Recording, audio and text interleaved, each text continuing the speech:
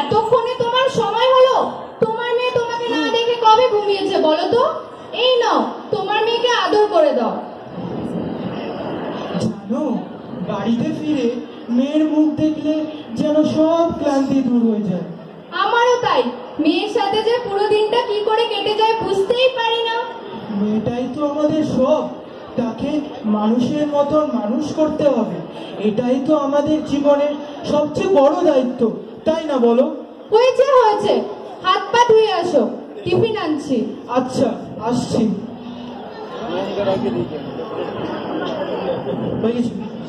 3 বছর বাদে মা খুব ব্যস্ত হয়ে মেয়েকে প্রথম দিন স্কুলে পাঠাচ্ছে, তাই খুব ব্যস্ত।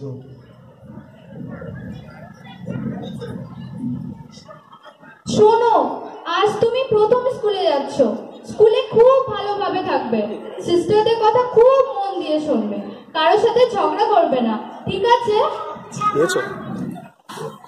কি গো, তোমার হলো? তোমার জন্য দেখছি মেয়েটা প্রথম দিনই স্কুলে দেরি হবে। আরে বাবা, এখন তো সবে 8:20 বাজে, স্কুল তো সেই 9:45-এ। তোমার তো দেখছি সবেতেই তাড়াহুড়ো। চলো মা। দুগ্গা দুগ্গা, ঠাকুর আমার মেয়েটাকে দেখো, আমাদের সকল মনোকামনা পূরণ করো।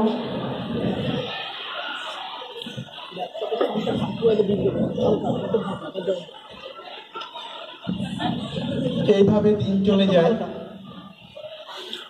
ঠিক সেইভাবেই স্কুলে বাচ্চাকে দিতে হয়, আর অফিসেও একটু দেরি হয়ে যায় সুরেশ বাবু। ফলে তাকে অশিস বাবু ম্যানেজারের সামনে দেখা করতে বলা হয়।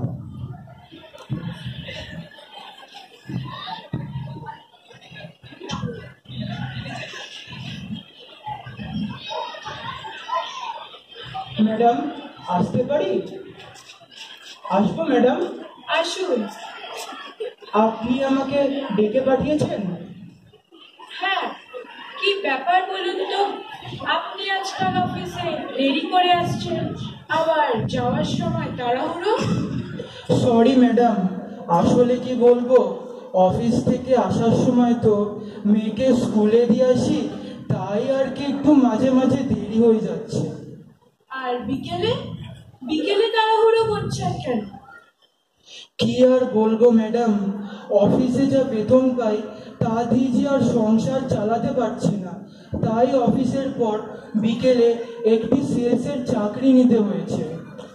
দেখুন সুরেশবাবু, আমার আপনার প্রতি পূর্ণ সহানুভূতি আছে।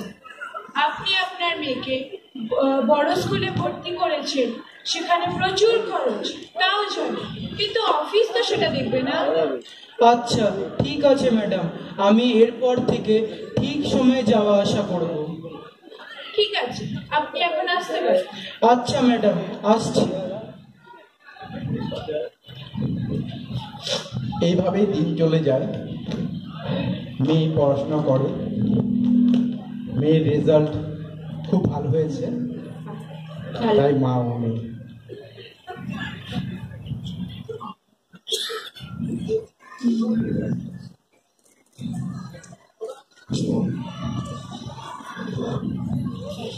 বাবা বাবা, জানো আমাদের স্কুলের রেজাল্ট বেরিয়েছে, আমি এবারও ফার্স্ট হয়েছি, 98.5%। তাই তাই, দেখি। ম্যাথসে 98, সায়েন্সে 100, হিস্ট্রিতে 93, বেঙ্গলিতে 88। একটু কমে গেছে দেখছি। মা, এবার 9-এ উঠলে আরো ভালো করে যে পড়তে হবে। সামনে আইসিএসসি, এখন থেকেই নিজেকে তৈরি করো। আই প্রমিস ইউ বাবা, আমি তোমাদের ও টিচারদের সমস্ত এক্সপেকটেশন ফুলফিল করব। তোমরা বড় একটা কাজ করো, কোনোদিনও সময় করে আমার স্কুলের প্রিন্সিপাল ও ভাইস প্রিন্সিপালদের সাথে দেখা করে এসো। চলো একবার স্কুলের প্রিন্সিপালের সাথে দেখা করে আসি। আচ্ছা, ঠিক আছে, চলো।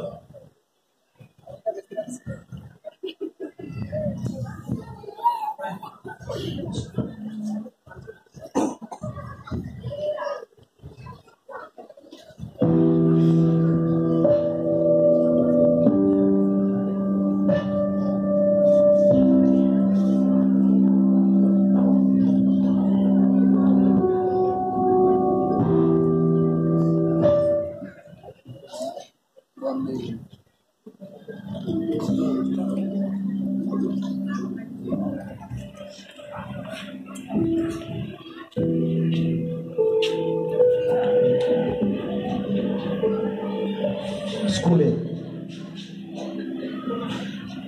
আসবো ম্যাডাম।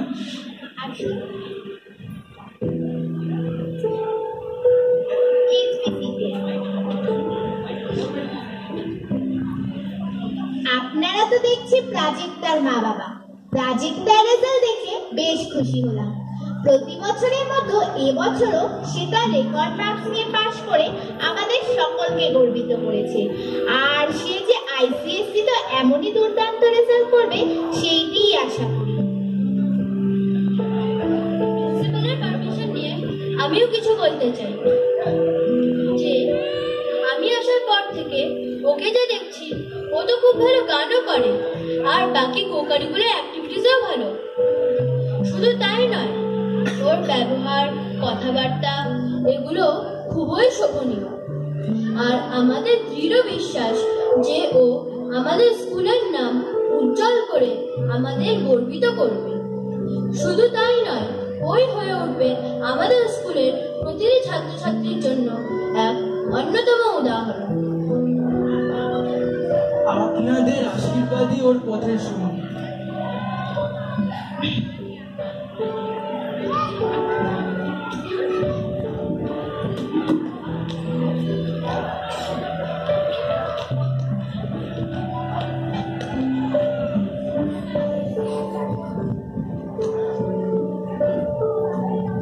বাড়িতে মায়ের উদ্দেশ্যে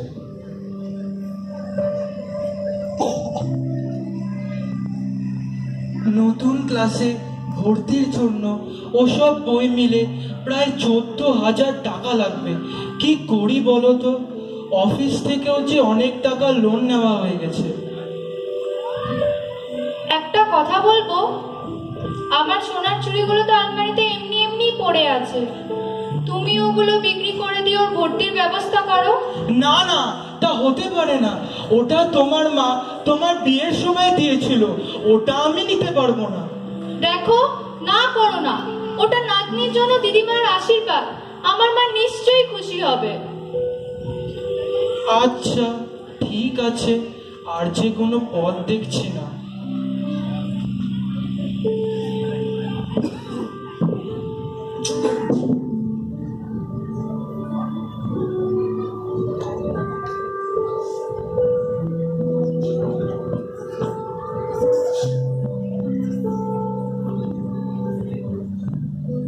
এভাবে সময় এগিয়ে যেতে লাগলো। সুরেশবাবু ও তার স্ত্রী অনেক অভাব অনটনের মধ্য দিয়ে মেয়ের পড়াশোনা চালাতে লাগলেন। মেয়েও আইসিএসসিতে দুর্দান্ত রেজাল্ট করে সবাইকে অবাক করে দিল। সে নিজেও ডাক্তার হয়ে বাবা মার স্বপ্ন পূরণের লক্ষ্যে দিনরাত এক করে পড়াশোনা চালিয়ে যেতে লাগলো।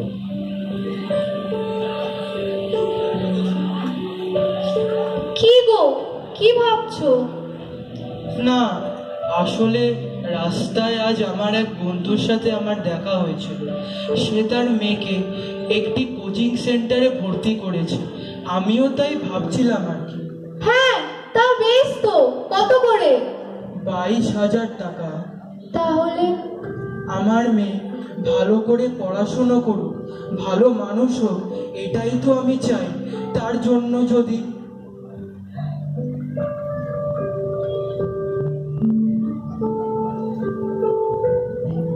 বাবা, তোমার কি আমার উপর ভরসা নেই?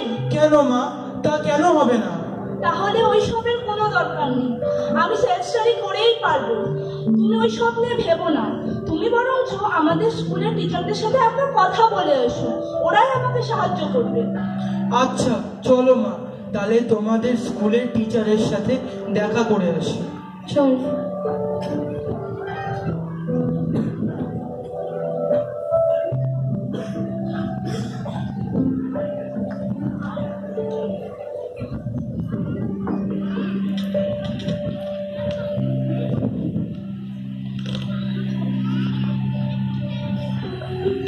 স্কুলে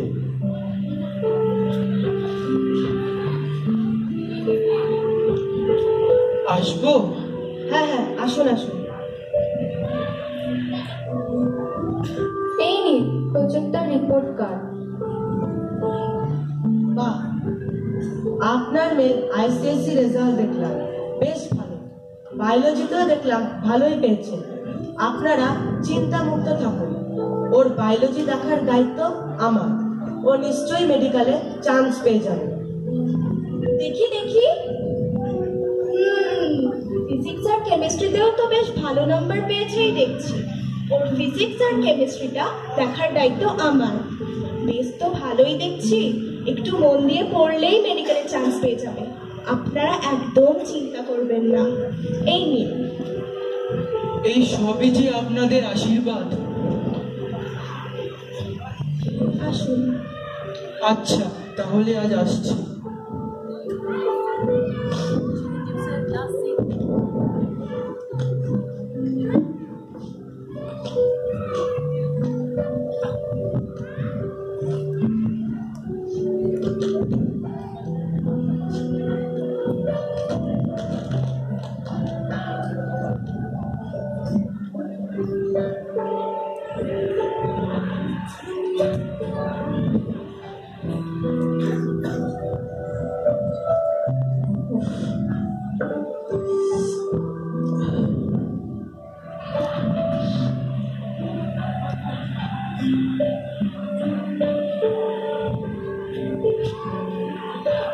বাবা বাবা, আমি মেডিকেলে চান্স পেয়ে গেছি, দেখো। তাই তাই, আজ তুই আমাদের সব স্বপ্ন পূরণ করেছিস। ঠাকুর, তোমাকে শতকোটি প্রণাম। তুমি আমাদের সকল কষ্ট সার্থক করেছো। মা, আমি স্কুলে যাচ্ছি, টিচারদেরকে এই খবরগুলো দিতে হবে না। আমি আসছি মা। আসো। মেয়ে যে পারলো আমার সব স্বপ্ন পূরণ করতে, কিন্তু আমি কি পারবো আমার মেয়ের পড়াশুনোর খরচ চালাতে? আমার চাকরিটাও যে প্রায় 6 মাসই আছে, কি যে করব তা ভেবে কুল পাচ্ছি না। এই তুমি অমন করছো কেন? দেখো, ঠাকুর ঠিক একটা ব্যবস্থা করে দেবে। আচ্ছা আচ্ছা, আমি একটু আসছি।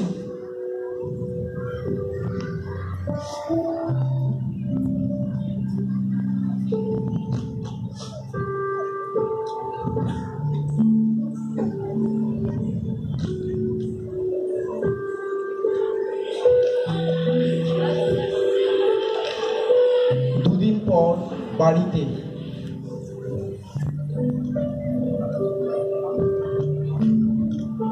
মা, তুমি চিন্তা করো না, দেখো বাবা ঠিক ফিরে আসবে। লোকটা যে কোথায় কোথায় ঘুরে বেড়াচ্ছে ভগবানই জানে।